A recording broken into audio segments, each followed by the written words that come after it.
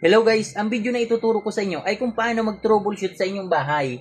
Kapag halimbawa yung lahat ng ilaw nyo ay hindi gumagana pero pagdating naman sa outlet ay yung lahat ng outlet ay gumagana. Ngayon ituturo ko sa inyo step by step kung paano ang pag-troubleshoot niyan. Ngayon itry natin itong outlet kung gumagana siya.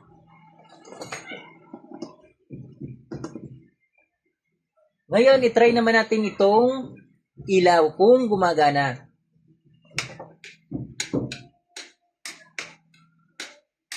So, hindi talaga gumagana yung mga ilaw. Tanggalin muna natin itong ilaw dito sa outlet.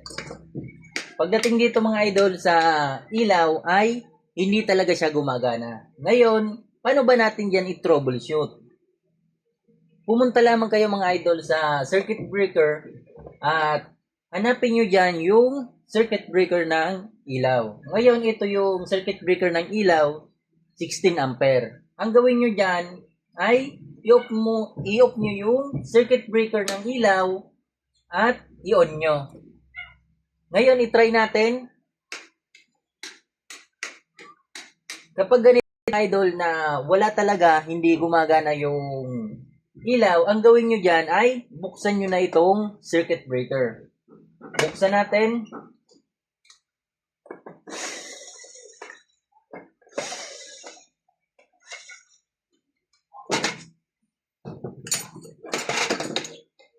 At ngayon mga idol, nabuksan na natin yung lagayan ng circuit breaker. Ang gawin nyo, kumuha kayo ng screw. At yung circuit breaker mga idol ng ilaw, nakikita nyo yung mga terminal. Kasi minsan, yan din ang nagiging cause kapag hindi gumagana yung mga ilaw at saka outlet. Minsan kasi, naglo-lose contact yan. Ngayon, itry natin higpitan.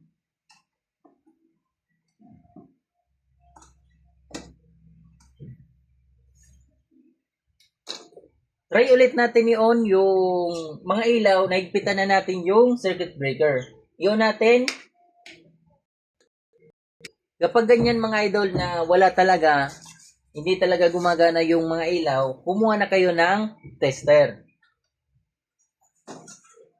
At yung tester nyo mga idol ay iset nyo sa 220 volts. Ngayon i-open natin itong tester. I-set nyo sa 220 volts mga idol. Itong tester na ito ay hindi na natin kailangan pang iset sa 220 volts kung ano man yung i-check natin. Halimbawa mag-check tayo ng 220 volts, DC, o kaya naman continuity test. Dahil ito guys ay automatic na. Kaya sa mga gusto umorder nito ay ilalagay ko yung link sa comment section. Ngayon pumunta na tayo dito sa circuit breaker ng ilaw. Ang gagawin nyo dyan, dito sa baba mga idol, iti-test nyo kung meron bang 220 volts na lumalabas dito. Ngayon, i-check natin. Itong dalawang test probe ay ilalagay nyo lang dyan sa dalawang terminal ng circuit breaker. Pagdating dito mga idol, ang nare-reading lang natin ay 1 volts. Ngayon, pag na-tester nyo na dito sa baba, dito naman tayo sa taas. Kung meron bang supply dito sa taas.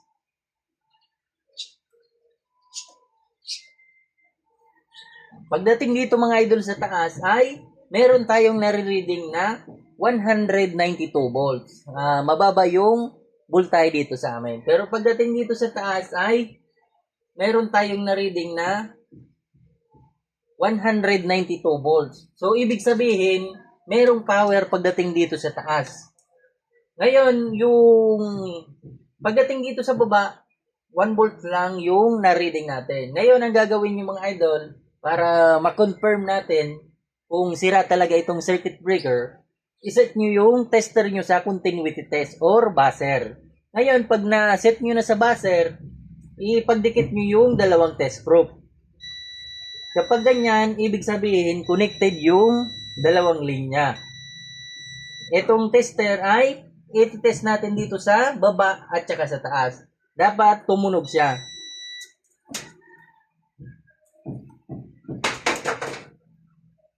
Hindi siya nag-buzzer mga idol. Ibig sabihin ay sira itong isang linya. Try naman natin dito. Wala talaga mga idol. So, na-confirm natin na sira itong circuit breaker. Papalitan natin yan ng panibagong circuit breaker. Ito na mga idol yung ipapalit natin na bagong circuit breaker. Tanggalin natin to. Bago kayo mga idol magpalit ng circuit breaker ay i-off muna yung main circuit breaker para safety kayo mga idol o kaya gumamit kayo ng gloves para safety. Ngayon, i-off natin itong main circuit breaker. Tanggalin natin itong circuit breaker. Tanggalin natin itong mga wires.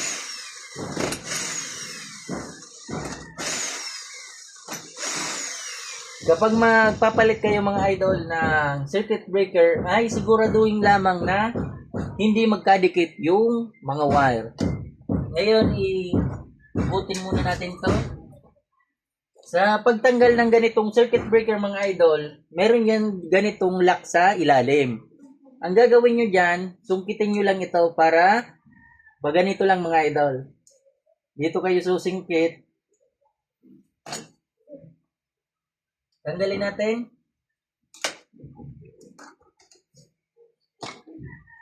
Ngayon, ito na mga idol yung bago nating ipapalit. Ito yung sira. Ngayon, itry natin. Ilagay na natin to.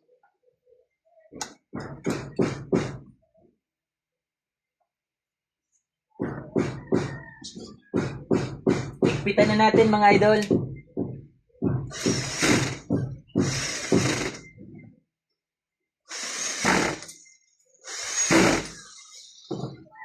Ngayon, palitan na natin ng circuit breaker. Hindi na muna natin to tatakpan para maipakita ko sa inyo yung wiring connection nito. Ngayon, itry na natin, i-on natin itong main circuit breaker. Itatry na natin itong bago natin kinabit na circuit breaker kung gumagana na yung ilaw. Ngayon, i-on natin itong main circuit breaker. I-on naman natin itong circuit breaker ng ilaw. I-on natin yung mga switch ng ilaw. Ngayon, gumagana na siya mga idol. Ganun lang kadali mga idol kung paano mag-troubleshoot kapag hindi gumagana yung ilaw o kaya naman outlet. Try natin ulit yung outlet.